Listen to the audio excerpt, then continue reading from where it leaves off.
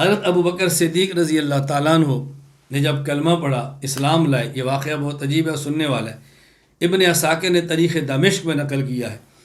حضرت ابو بکر صدیق رضی اللہ تعالیٰ عنہ تاجر تھے، شام میں گئے، آپ نے خواب دیکھی، وہاں ایک عیسائیوں کے عالم تھے جنہیں راہب کہتے ہیں، بحیرہ راہب، آپ نے ان کو اپنی خواب سنائی، اس نے پوچھنا من این انتا، تو کہاں سے ہے؟ آپ نے فرمایا من مکہ، میں مکہ سے ہوں۔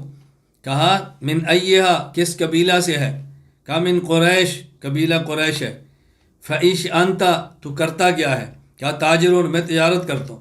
یہ جب چند ایک سوال پوچھے، کہاں سے ہے، قبیلہ کون سا ہے اور کیا کرتا ہے، پھر کہا ان صدق اللہ رویاک، جو تو نے خواب بتائی ہے، اللہ نے اگر تیری خواب کو سچا کیا تو یہ یاد رکھنا، فَإِنَّهُ سَيَبْعَثُ نَبِيًّا مِّن قَوْمِكَ، تمہاری قوم میں ایک نبی آئے گا، اللہ تکون وزیرہ فی حیاتہ وخلیفتہ بعد موتہ، جب اس دنیا میں ہوگا تو اس کا وزیر ہوگا، جب وہ اس دنیا کو چھوڑ جائے گا تو اس کا جانشین ہوگا، اللہ اکبر، تو اس کا جانشین ہوگا۔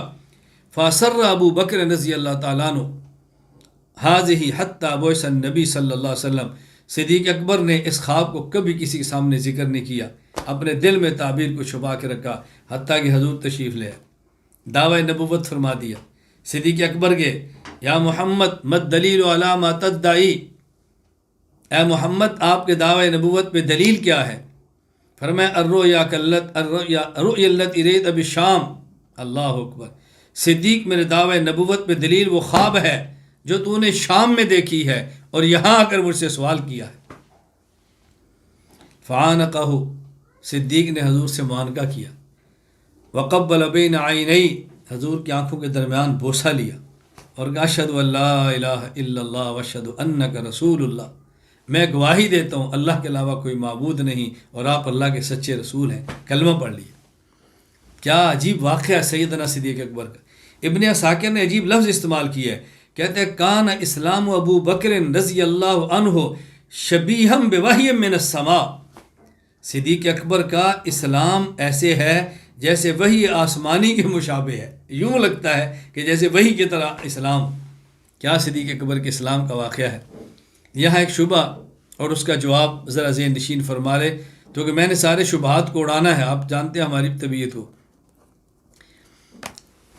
آپ کہیں گے ہم نے آج تک یہ سنا کہ صحابہ کرام میں سے ابو بکر صدیق وہ صحابی ہیں جنہوں نے رسول اللہ صلی اللہ علیہ وسلم سے دلیل کا مطالبہ نہیں کیا اور بغیر دلیل اور معجزے کے مطالبہ کے کلمہ پڑھا ہے، اور آج ہم سن رہے ہیں کہ ابو بکر صدیق بھی کلمہ لا رہے لیکن دلیل کے بعد لا رہے، تو کیا وہ بات ٹھیک نہیں تھی یا یہ ٹھیک نہیں تھی؟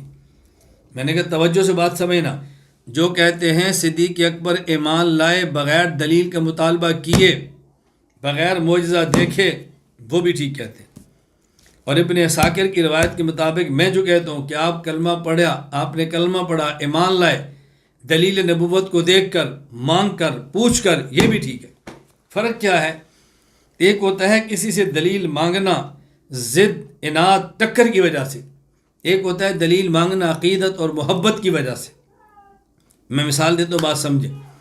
آپ ایک جلسے میں آتے ہیں اور ایک بچہ وہاں قرآن پڑھتا ہے، آپ اسے قرآن بہت پسند آتا ہے، آپ پوچھتے ہیں بیٹا آپ نے قرآن کس استاد سے پڑھا ہے؟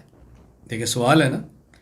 اور ایک شخص آپ کے آتا ہے، قرآن آپ سنتے ہیں، لہجہ بھی ٹھیک نہیں، تلفظ بھی ٹھیک نہیں، غلط پڑھتا ہے، آپ اس سے پوچھتے ہیں بیٹا آپ نے قرآن کس استاد سے پڑھا ہے؟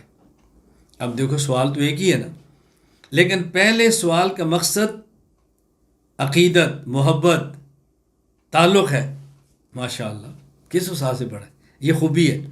اور دوسرے سے سوال وہ داد نہیں ہے، وہ عقیدت نہیں ہے، وہ الجھن ہے، ٹینشن ہے، تکلیف ہے کہ تو نے کس بندے سے قرآن پڑھا ہے، کیسے قرآن پڑھتا ہے۔ اب دیکھو سوال تو ایک ہی ہے نا، طرز بدل گئی، توجہ رکھنا۔ اب حضرت ابو بکر صدیق جو حضور سے عرض کر رہے ہیں حضور آپ کے دعوی نبوت پہ دلیل کیا ہے، یہ طنز، تنقید، اٹیک، اعتراض کچھ بھی نہیں ہے، یہ عقیدت اور محبت کی بنیاد پر ہے کہ حضور آپ نے دعوی نبوت پیش کیا، سبحان اللہ، آپ کیسے فرماتے ہیں میں نبی ہوں؟ فرمایا میں کیسے کہتا ہوں؟ الدلیل وما علامہ ادعی رویا کلتی رید فی شام، میرے دعوے نبوت پہ دلیل وہ خواب ہے جو ابو بکر تو نے شام میں دیکھی ہے۔ صدیق اکبر مچل گئے، محبت تو پہلے سے تھی، عقیدت تو پہلے سے تھی، اور عقیدت نے امنڈ آئی۔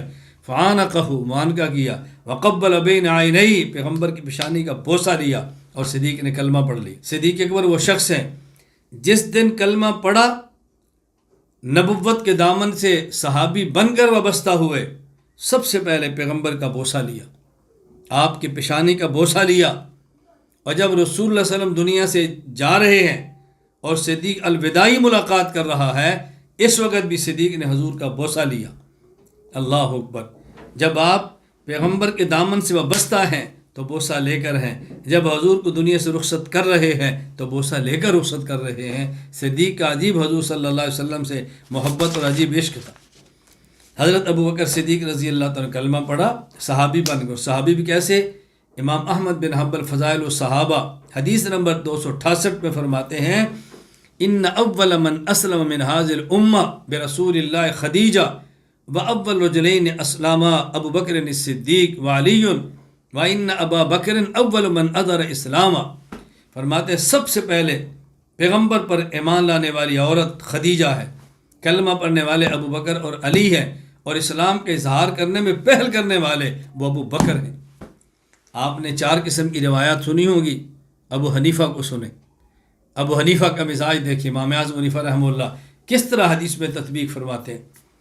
کسی نے کہا سب سے پہلے کلمہ پڑھنے والے ابو بکر، کسی نے کہا سب سے پہلے کلمہ پڑھنے والے علی، کسی نے کہا سب سے پہلے کلمہ پڑھنے والے زید، کسی نے کہا سب سے پہلے کلمہ پڑھنے والی خدیجہ۔